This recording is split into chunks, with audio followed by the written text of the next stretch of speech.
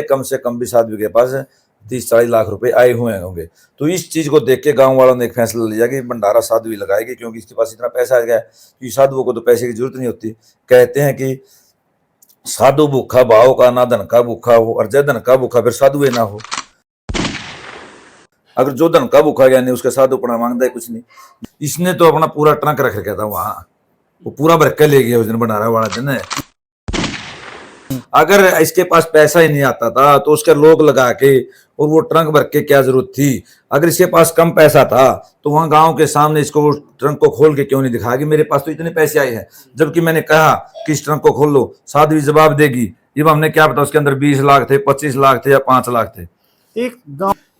नमस्कार सभी साथियों को, मैं हूं नरेन और एक मुद्दा बड़ा चर्चा का विषय बना हुआ है। हाल ही में गांव ढक्कल बड़ा ट्रेंडिंग में था। साध्वी कंचन नाथ ने वहां पर कई दिनों तक कठिन तपस्या करी और उसके बाद एक बड़े भंडारे का आयोजन किया गया। तमाम गांववासी मौजूद थे। उस जो मामला था उसमें आ चुका है एक नया मोड़। फिलहाल सारी बातें आपको बताएंगे, बने हमारे साथ, वीडियो को बिल्कुल भी स्किप मत कीजिए। सरपंच साहब नमस्कार। हाँ जी नमस्कार जी। सरपंच साहब, बहुत बड़ा भंडारा हुआ था आपके गांव में। जो साध्वी कंचन नाथ है उन्होंने कई दिनों की कठिन तपस्या करी थी। ऐसे में आपके ऊपर बड़े गंभीर और संगीन आरोप उन्होंने लगा दिए हैं कि भाई सारा पैसा जो आया था, जो दान दक्षिणा का आया था, वो गांव ढक्कल के लोगों ने रख लिया और हमारे पास अब आलम यह है कि अपनी गाड़ी के सर्विस करवाने तक के पैसे नहीं है, गाड़ी के टायर तक चेंज हम नहीं करवा सकते। तो आपके ऊपर आरोप है कि गांव ढक्कल ने उनका पैसा रख लिया। सबसे पहले तो सभी दर्शकों को मेरी तरफ से राम राम। तो बात ऐसी है जी, आप भी देखते थे वहां कि कम से कम भी 31 दिन उन्होंने तपस्या की। साध्वी ने 31 दिन के अंदर शुरू दिन से ही उनके पास दान दक्षिणा आती थी। डेली हजारों लोग उनसे मिलने आते थे। तो कम से कम ये लगभग 40-50 हजार रुपये डेली उनके पास आते होंगे। तो 31 दिन के अंदर उनके पास कितना पैसा आया। और भंडारे के दिन भी उन्होंने एक जो अपने बहन बेटियां जो संदूक रखती हैं, बड़ा सारा ब्याह शादी में मिलता है, उसके लोग लगा के वहां रख रखा था। वो वीडियो में भी है, आपने देखा होगा। वो भी मैंने कहा कि जिस टाइम साधुओं को दक्षिणा देनी थी, साधु के पास पैसे नहीं थे, वो पैसे की डिमांड कर रही थी। तो मैंने कहा कि जो आपका संदूक है पैसों का भरा है, इसको खोल दो। वो नहीं बोली, ना जी सरपंच साहब मैं इसको यहाँ नहीं खोल सकती, मैं तो इसको वहाँ डेरे में जाके खोल लूंगी। उसके पास वो उसका जो ट्रंक था, संदूक था उसका, उसके अंदर कितने पैसे थे, लाख थे, 10 लाख थे, 20 लाख थे या 10 रुपए थे, मेरे को नहीं पता। लेकिन वो उसको खोलने से मना कर दी। वो भी पूरा पैसों का भरा वो अपने डेरे के अंदर लेके गई है। लेकिन जो 20 के अंदर एक हमारे गाँव के अंदर चर्चा चली कि साध्वी के पास 50 लाख 60 लाख आ चुके हैं, क्योंकि वीडियो वायरल हुई। एक दिल्ली का जो सेठ आया था फॉर्च्यूनर गाड़ी लेके, वो भी उसको 3 लाख रुपए देके गया था। वही कह रहे हैं कि भाई वो 3 लाख रुपए भी गांव ढक्कल वालों ने रख लिए। एक सेठ जी ने उनको 1,51,000 दिए थे, वो भी रख लिए। नहीं, बात सुनो जी, कोई ढक्कल वाले ने कोई रुपया नहीं रखा। 3 लाख रुपए जो देके गया, हम वहाँ थे भी नहीं, उसी को देके गया है डायरेक्ट। उसने चेक दिया, नगद दी, हमने नहीं पता इस चीज का। लेकिन वो वीडियो वायरल हो गई, वो 3 लाख रुपए देके गया है। एक चांदी का मुकुट भी आया है, को डॉलरों की माला गाज रहा है, को कुछ गाज रहा है। आप डेली न्यूज पे देखते थे। तो इन चीजों से आइडिया लगता है कम से कम भी साध्वी के पास 30-40 लाख रुपए आए हुए होंगे। तो इस चीज को देख के गांव वालों ने एक फैसला लिया कि भंडारा साध्वी लगाएगी, क्योंकि इसके पास इतना पैसा आ गया है कि साधुओं को तो पैसे की जरूरत नहीं होती। कहते हैं कि साधु भूखा भाव का, ना धन का भूखा हो, और जय धन का भूखा फिर साधुए ना हो। अगर जो धन का भूखा गया नहीं, उसका साधु पड़ा मांगता है कुछ नहीं। जो हम गृहस्थी छोड़ते हैं, त्याग करते हैं कि हमें पैसे की जरूरत नहीं, वो फिर भी पैसे के पीछे पड़ा है, तो वो साधु है ही नहीं। मेरी नजर में तो वो साधु है नहीं, जीरो है, वो साधु है नहीं, 100%। तो फिर गांव वालों ने एक प्लान बनाया कि भंडारा गांव वाले करेंगे। जब ये मना कर दी कि ये किसी ने कहा कि मत यहाँ से उठ के गुथरी जा चले जाऊंगी, तो गांव वालों ने इकट्ठे हुए हम कि वो समाधान किया कि भंडारा है जो गांव वाले करेंगे, गांव में पैसा इकट्ठा करेंगे। ये गांव वालों ने पैसा इकट्ठा किया। जो हमारे पास पैसा इकट्ठा हुआ था उसमें से हमारे पास 3 लाख रुपए बच भी गए। क्योंकि अगर हम कोई भंडारा करते हैं, ब्याह शादी करते हैं, तो पैसे तो हम इतना इकट्ठा करते हैं कि हमारे पास बचत रहे, ताकि मौके पर हमारे पास पैसा कम ना पड़ जाए। अधिक से अधिक हमने दान लेने की कोशिश करी गाँव वालों से, एक से बढ़कर एक ने दान दिया हुआ, तो हमारे पास 3 लाख रुपए बच गए। तो वो जो 3 लाख रुपए बच गए वो हमारा खेड़ा भंडारा होगा उसमें लगाएंगे, या काली माता मंदिर पर कोई जो भी चीज बनाए उसको बनाएंगे। जो गाँव का पैसा गाँव रखेगा, उसमें क्या प्रॉब्लम है। उनकी गुरु माँ राजनाथ है ना, शायद राजनाथ जी, उन्होंने तो कहा कि भाई हमारे ऊपर तो कर्जा चढ़ चुका 4 लाख रुपए का। देखो जी, ये जो समाज है ये बुद्धिजीव है, पागल तो है नहीं कोई। ये उनसे ये पूछो कि उसने गांव ढाकल के अंदर क्या किया है। कोई मंदिर बनाया है, कोई और चीज की है, कोई गौशाला बनाई है, कोई लाइब्रेरी बनाई है कि जिसके कारण उनके ऊपर कर्जा चढ़ गया।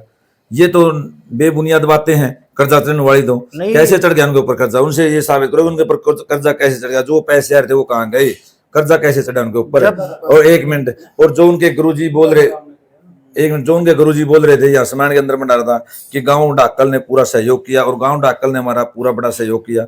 हम उस गुरु का धन्यवाद करते हैं। कम से कम उसने सच्चाई तो दर्शाई हमारे गांव की, और वो बहुत ही नेक आत्मा है। उसने कई बार है नहीं इनको रोका भी है इस चीज पे, जो राजनाथ इनको रोका भी है कि राजनाथ तुम गलत काम ना कर। ये बार बार गलत कर दी रही, बार बार गलत कर दी रही। बीच में पैसे की हड़प इसके अंदर थी।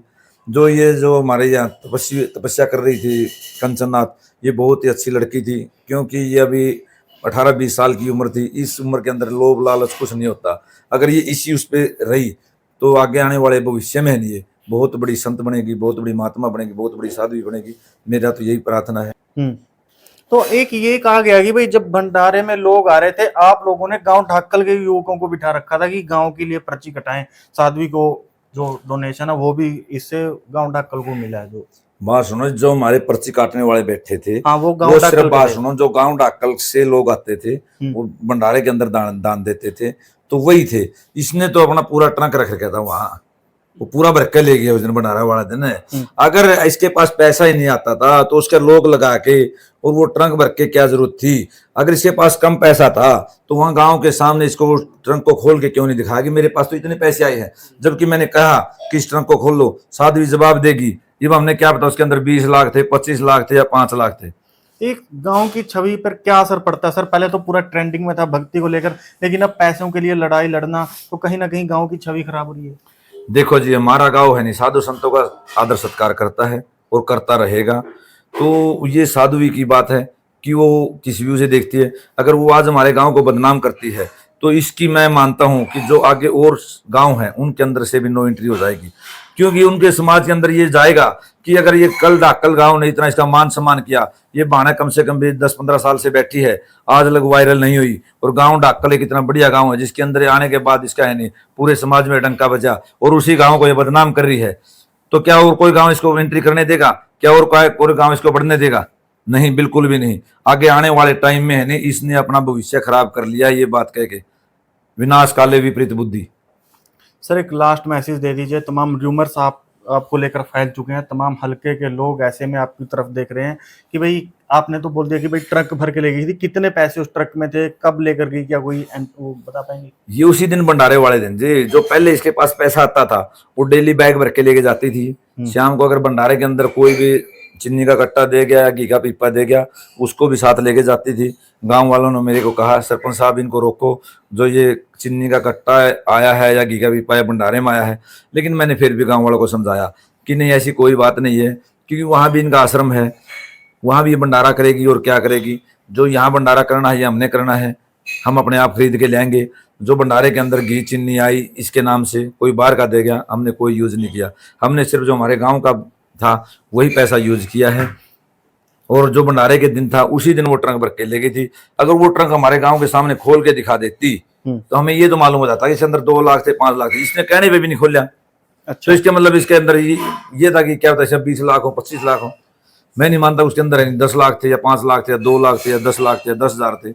लेकिन जब वो ट्रंक भराया, उठाया नहीं इसने, तो उसमें काफी वजन था। सर सरपंच आप पूरे गांव के, और आरोप सिर्फ आपके ऊपर नहीं लगे, पूरे गांव ढाकल के ऊपर लगे हैं, तो पूरे गांव की तरफ से एक मैसेज दे दीजिए साध्वी कंचन नाथ की जो गुरु है राजनाथ जी को, और तमाम लोगों को जो आपके बारे में धारणाएं बनाकर बैठे हैं।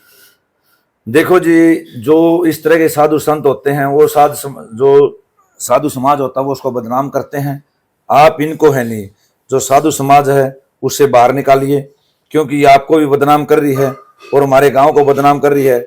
लेकिन समाज बुद्धि जीव है, समाज को पता है कि जो गांव को बदनाम कर रही है इसके बदनाम करने से नहीं होता, क्योंकि आसपास के जो अवान गवान में सभी को पता है कि डाकल गांव कैसा गांव है। वो एक धार्मिक गांव है, आज तक किसी का अपमान नहीं किया। तो वो साध्वी की सोच है, वो हमारे बारे में क्या क्या बोलती है, और वो समाज की सोच है कि वो साध्वी के बारे में क्या कहेंगे। तो राम राम जी। गांव ढाकल के सरपंच अनिल कुंडू जी को हमारे चैनल के माध्यम से सुन पा रहे हैं। तमाम आरोप जो उनके ऊपर लगे हैं सबका बड़ी बेबाकी से इन्होंने जवाब दिया। वीडियो को ज्यादा से ज्यादा शेयर करके चैनल को सब्सक्राइब करना बिल्कुल भी मत भूलिए। धन्यवाद। जय हिंद दोस्तों।